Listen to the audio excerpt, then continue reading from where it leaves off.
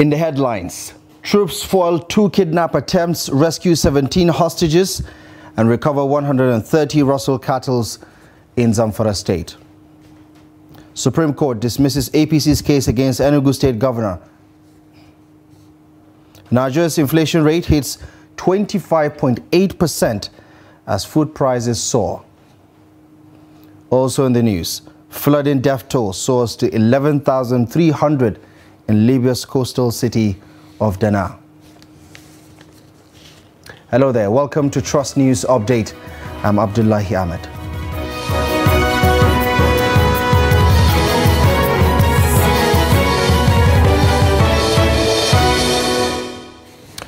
We begin in Zamfara as the troops of the Joint Task Force Northwest Operation Hadarin Daji have foiled 2 kidnap attempts and rescued 17 hostages and recovered large number of Russell cattle in the ongoing operation across Zamfara State. Now, the Operation Information Officer, Captain Yahya Ibrahim, in a statement, says the joint troops of Operation Hadarin Daji, while acting on a distress call, thwarted a kidnap attempt, rescuing 2 victims and the commercial vehicle carrying food items in Shinkafi local government area of the state.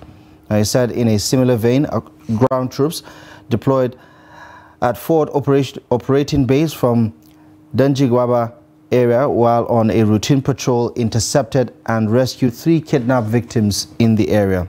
Now, the statement says preliminary investigation reveals that the victims had been in captivity for the past 8 weeks and were able to escape from Gando Forest due to the recent offensive operation and constant fighting by the soldiers and patrol along the fringes of the forest. Still talking security, the Acting Inspector General of Police, Kaide Egbetokun, on Friday says collaborative efforts are ongoing to secure the release of 8 National Youth Corps members kidnapped in Zamfara over the past 4 weeks. Now, Egbetokun said this while delivering remarks at a meeting with strategic police managers and media briefing highlighting policies, breakthroughs and the achievements of the Nigeria Police over the past 5 weeks. Now, the police boss stated that the safety and well-being of all citizens, particularly the NYC Corps members, remain of utmost importance to the police force. The police in Katsina State has arrested a 35-year-old bandits informant and gun runner in possession of 104 rounds, or rather 104 rounds of 7.2mm live ammunition rounds. Now, one of the suspected masterminds behind the killing of the Duzima area commander, late ACP Aminu Umar, has also been apprehended by the police. Abdullahi Ahmed has more on the story. Police Public Relations Officer ASP Sadiq Abubakar said the command succeeded in arresting one Ibrahim Abdullahi, a suspected arms smuggler and bandits informant and resident of Dumborawa village of Batare local government. Based on credible intelligence, the suspected gun runner was trailed and arrested at Rahamawa quarters in Katsina Metropolis. Upon search, 404 rounds of live ammunition were recovered in his custody. In the course of interrogation, the suspect confessed to the commission of the offense and further stated that he received the said exhibit alongside one Yakuba alias Dankwandago of Kankara local government area from one Salisu at Wukari local government area of Taraba State, now at large. Our efforts are on with a view to arresting the fleeing suspect as investigation is ongoing. The police said one Saidu Yaro alias Sabonjini, who has been on the command's wanted list for series of offenses such as kidnapping, cattle rustling, and other heinous crimes, has also been arrested. The suspect was arrested in connection with the kidnapping of one Hussein Nabara of Kagara village in Duzima local government. It was revealed that the suspect was under the command of one Abubakar Jankare, male, a suspected notorious bandits leader, and also conspired with one Usman Modi, Auta Nokia, and one Malams one Sule Malam Aibo, among others, now at large. Sometime in the year 2022, and ambushed the late area commander Dusamma, ACP Aminu Umar. The command is also investigating one Samin Usman in connection with cases of kidnapping, as well as a 65-year-old Haruna Wanzam for sexually molesting a 4-year-old girl. Abdullahi Izuma Yamadi, Trust Television News, Katsina. In other security-related developments, the Abia State Governor Alex Otti has condemned the killing of a Labour Party chieftain in the state, Zakari Maduka, in the Oturu area of Isuokwa local government area of the state, directing security agencies to find the perpetrators. Now, in a statement by the Special Advisor to the Governor on Media and Publicity, Ferdinand Ekwema, on Friday, Otti described the gruesome murder of Zakari as insane, barbaric, and vicious. The community leader, also known as Power Zak, was murdered by yet-to-be-identified assailants. According to the police, the 70-year-old native was attacked, shot, and beheaded by his killers. Governor Otti called on security agencies to mobilize and ensure that everyone engaged in the act be brought to justice and made to pay a heavy price for their act. However, the police in a statement on Thursday noted that a joint team, which included the army personnel, was swiftly dispatched to the scene, adding that investigation is ongoing. From security matters now to developments in the polity. So the Supreme Court of Nigeria has dismissed the appeal filed by the Enugu State governorship candidate of the All Progressives Congress, Uche Nnaji, and his party against the victory of Peter Mbah of the People's Democratic Party as winner of the March 2023 governorship election in the state. Justice Tijani Abubakar, who delivered the judgment, held that the legal team of the APC at Nnaji filed invalid brief of arguments, saying the appellants failed to convince the court with cogent reasons why the brief should be allowed. The court further held that the brief was found to be invalid, and the invalidity also affected the appeal in respect of which the appeal was filed. He proceeded to dismiss the brief and appeal filed by Nnaji and the APC against the victory of Governor Mbah. Now, the National and State Houses of Assembly Election Petition Tribunal sitting in Benin has affirmed the election of Neda Imasheun as senator representing Edo South in the National Assembly. The candidates of the People's Democratic Party, Matthew Iduro Yekeme, and his party had challenged the victory of the Labour Party senator in the February 25th election. Now, the petitioners had approached the tribunal seeking the nullification of Imasheun's victory on 4 grounds. Now, the grounds specifically included alleged non-qualification, overvoting, corrupt practice, non-compliance with the Electoral Act by the Independent National Electoral Commission, and the nomination of the first respondent by the Labour Party. Now, the 3-member panel led by Justice Yusuf Mohammed, however, dismissed the petition for lacking merit and being incompetent. Justice Mohammed, who read the over 3 hours judgment, says the petitioners failed to prove beyond reasonable doubt that Imasheun was not qualified to participate in the election. The tribunal held that the allegations of non-qualification, party nomination, or sponsorship of an election were pre-election matters that could only be entertained by a federal court. Now, Nigeria's annual inflation rate rose to 25.08% in the month of August from 24.08% in the previous month. Now, the National Bureau of Statistics disclosed this on Friday, adding that the August 2023 headline inflation rate shows an increase of 1.72 percentage points when compared to the month of July 2023.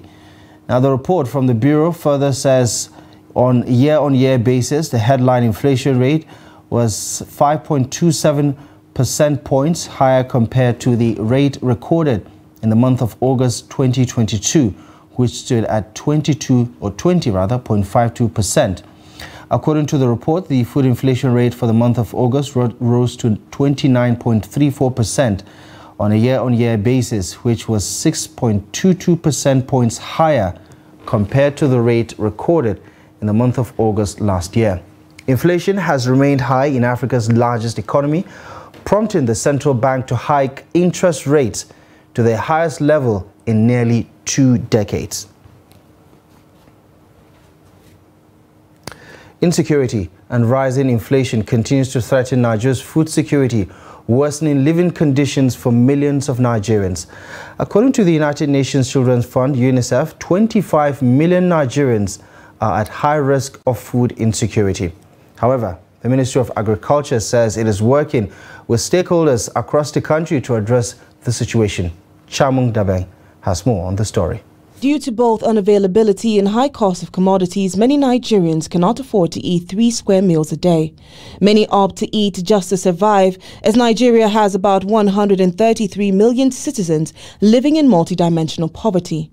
According to a 2019 report released by the National Bureau of Statistics, 82.9 million Nigerians live under $1 a day, amid speculations that the figure may increase by 40 million. Speaking on this issue, the Minister of State for Agriculture and Food Security, Aliyu Sabi Abdullahi, says the federal government will be keying into 2 focal points bordering on quality and quantity. They are looking at diet quality, and the other one is looking at the content itself. Because it's one thing you have proteinous food, but what is the quality of that proteinous food? So these 2 components is what they are trying to look at. And of course, it fits into the various indicators of food security. So there are so many other indicators, but they are picking this to be sure that when you see any food, for example, you go to buy fish, Nigerians should be confident that it is fish they are buying. For the government to properly solve Nigeria's food problems, accurate data collection is heavily needed, as it allows the government to have proper insights into Nigeria's diverse food systems. The policymaker, especially our government, who have prioritized food and nutrition security, the key priority of this government. This is a ready information trove that they can go to see where the opportunities are to address those areas where Nigeria has been assessed to be doing poorly compared to other African countries and also compared to countries across the globe. The issue is about planning, about knowing what is happening in your own backyard. It's not about the global dashboard. We have to bring it home. Do we know what is happening in our own system, food system? Do we know where the systemic area is for us to actually touch so that we can have a transformative change?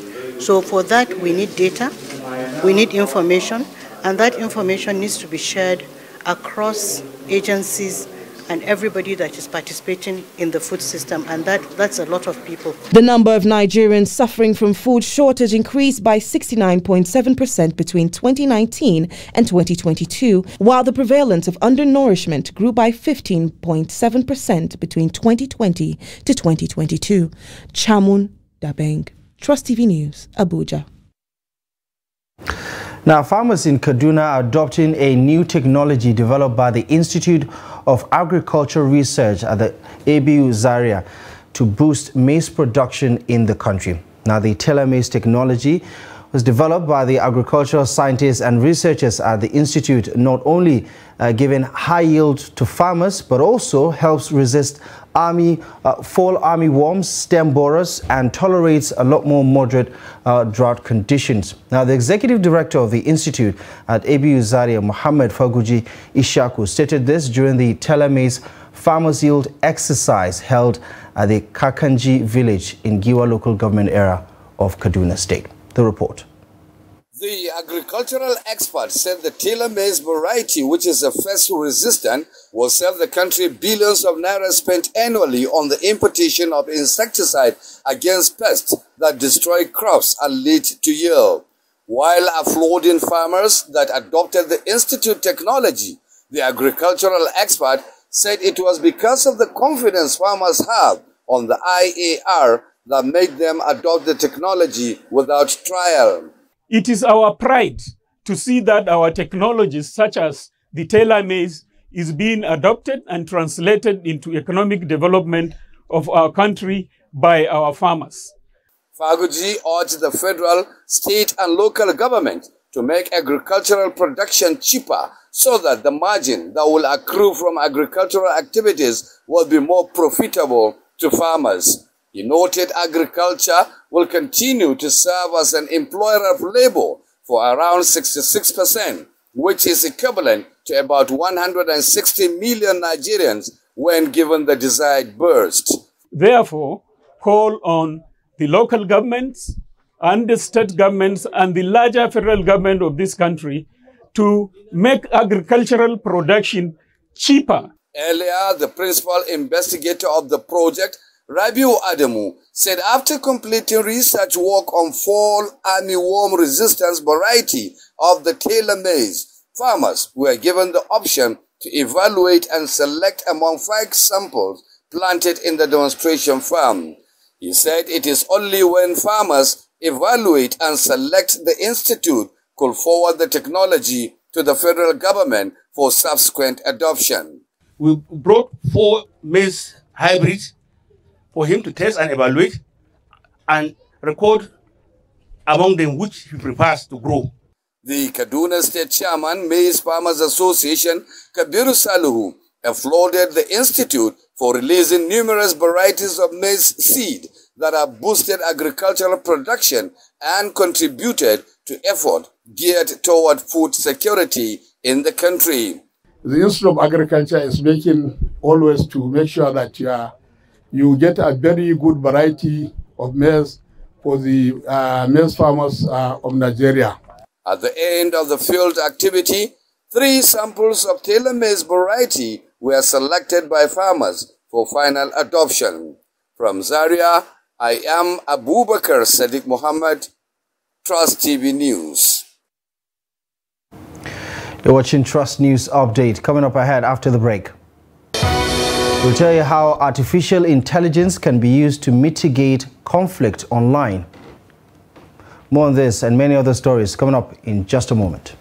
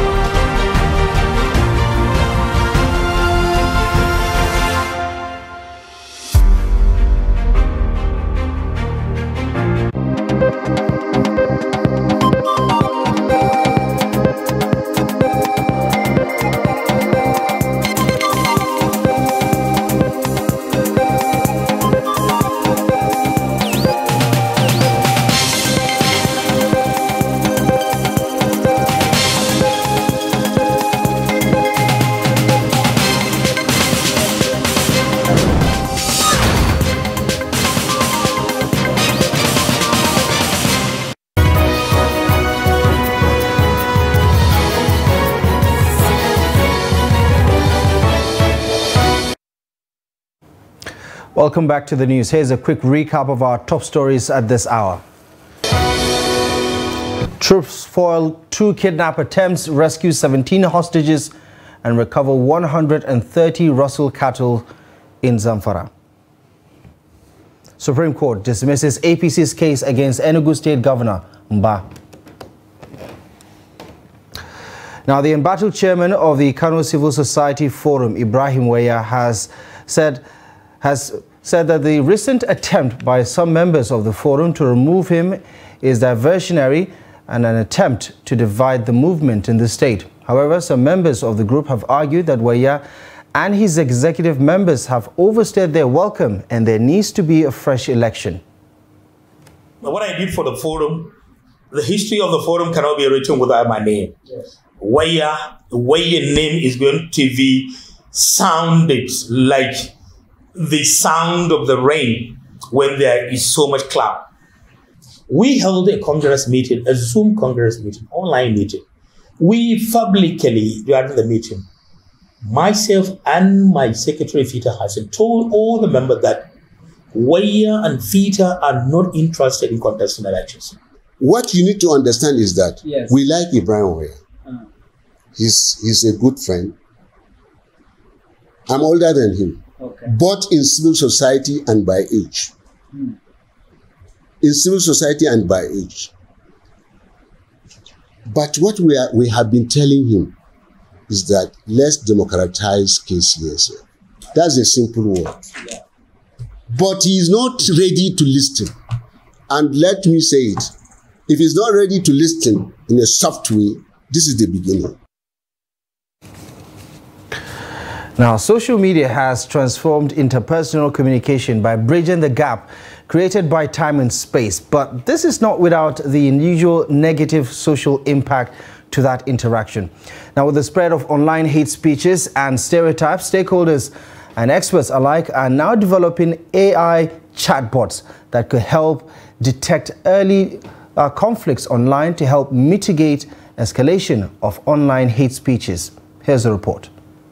In May 2022, a voice note on social media by Deborah Samuel, a student of Shehu Shagari College of Education, Sokoto, sparked outrage on the campus, leading to the killing of the student by angry mob. Deborah was accused of blasphemy after reacting to a religious post in a group chat she believed should have been reserved for academic purposes. The incident remains a reference point in demonstrating the link between online conversations and its consequent reaction offline. Interim Country Director, Search for Common Ground, Fatima Abubakar says conflict-sensitive narratives online can be tackled through AI interactive tool BridgeBot. And with the rise in hate speech or harmful conversations, an attempt to want to address that, we are recently launching the BridgeBot. It teaches you how to craft your message to put online in such a way that it takes into cognizance sensitivities around issues that could trigger violence or conflict.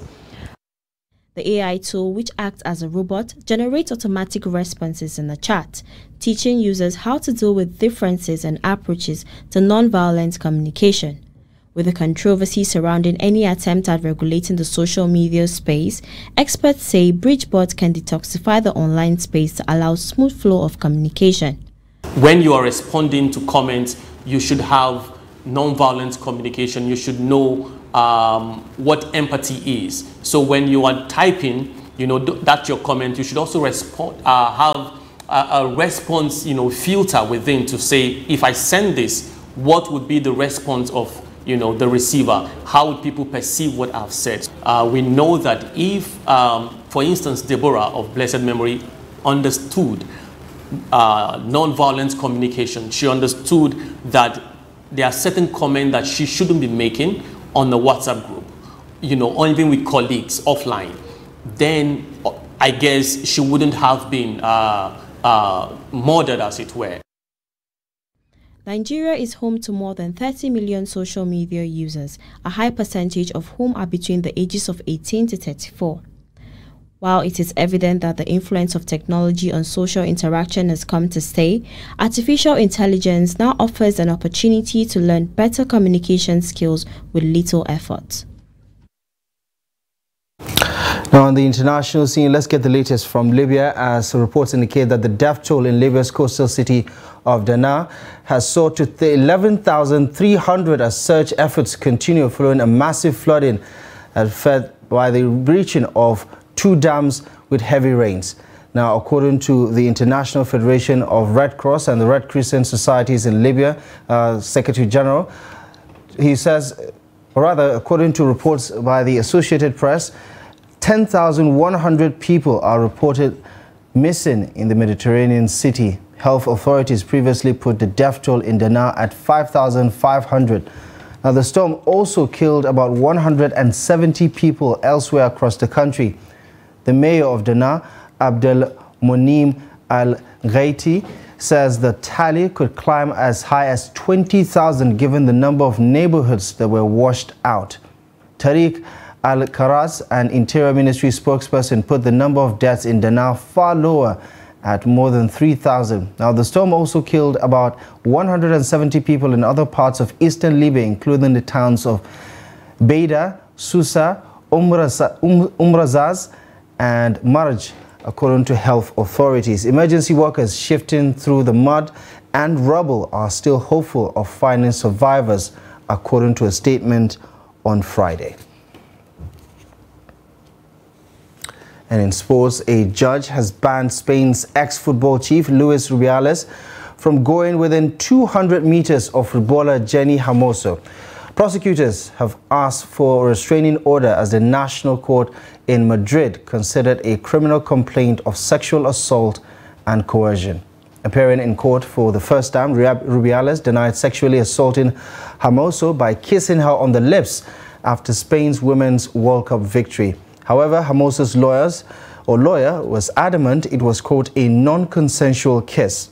Rubiales resigned from his position as head of the Football Federation earlier this week and appeared in a closed court session on Friday to deny 2 criminal offences. Spain won the Women's World Cup in Australia on August 20th, but the team's success was overshadowed ever since Rubiales' action during the celebration after the final whistle. Well, that's it. You're up to date with the latest news stories at this hour. Do the needful and follow us across our social media platforms to keep up with our content, and visit trusttv.com for more news. My name is Abdullahi Ahmed. Thank you for watching.